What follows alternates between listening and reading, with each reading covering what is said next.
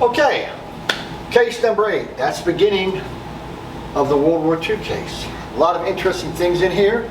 I'd like to start on this side though. This is the Pearl Harbor items, and I have a lot of Pearl Harbor items which are hard to find. A cap off the USS Pennsylvania, one off the California, and one off the Downs. The Downs cap belonged to this gentleman here. He was at Pearl Harbor. The USS Downs was being refitted and repainted, and all the gear was in a warehouse. That's why it survives. But he was actually there. I also have 3 of his logbooks. But perhaps the best World War II Pearl Harbor item I have is a complete trunk off the USS Oklahoma. The Oklahoma was torpedoed 5 times, turtled upside down, trapping 450 men in, which would later perish. This particular sailor got off the Oklahoma, moved back to Seattle, and took his trunk with him. So that's why it exists. I don't think you'll ever see another one. It has his logbooks, his scrapbook, his photo album. I even have a diary and all of his artifacts. It's a complete time capsule of this sailor's life on the USS Oklahoma.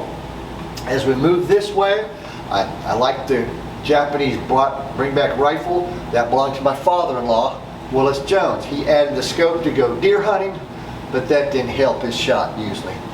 He did give me this great photograph, picture of him in the middle. Then I said to him, I said, "Hey, Bubba, the guy on the far left, he looks like he has a twin brother on the far right." And he said, when they took the picture, as the camera was moving along, after they got out of the peripheral vision, this guy ran around. See, so he's in the picture twice. I've never seen that in a military photo. The pistol is a Japanese Nambo. It was brought back by Chuck Baisden. Chuck Baisden was one of the original Flying Tigers. There was only 99 of them. Very rare weapon to begin with, but to be owned by an original Flying Tiger, even harder. Photographs were signed. This one up here is by Chuck Aubrey. He was the pilot, a co-pilot on Boxcar that bombed Nagasaki. Below here is the crew of the Enola Gay, signed by Paul Tibbets, the pilot, of course. Of course, the samurai swords and flags are all brought back souvenirs. If you're familiar with the kamikazes, before they got in their plane, they would take a drink of sake, put on their headband, and they would say a prayer. That prayer about a falling blossom is actually painted on this Japanese infantry helmet, which would lead me to believe maybe he's getting ready for a banzai charge. Here's a Japanese uniform, again with medals and more weapons.